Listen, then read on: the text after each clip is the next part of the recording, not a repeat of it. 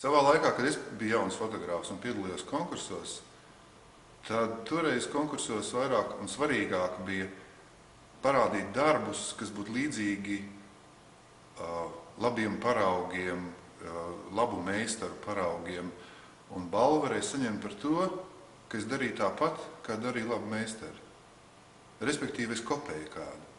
Šai gadījumā es domāju, ka svarīgākais mērķis un svarīgākais aicinājums šim konkursam būtu piedalīties nevis kopējot kādu, nevis atdarinot Helmutu Ņūtonu, Valtu Kleinu, Nilu Vilni vai Anzelu Adamsu vai Ričardu Avedonu vai jebkuru pasaules slavenību, bet parādot pilnīgi savu unikālu pasaules redzējumu. Un kamera dod šādu iespēju. Un šis aicinājums ir nopietns un ierosinošs. Nebaidīties būt ļoti citādākiem nekā līdz šim ir pieņemts uzskatīt par to, kas ir pareizi, laba un skaista fotogrāfija. Tāds būtu mans aicinājums jums.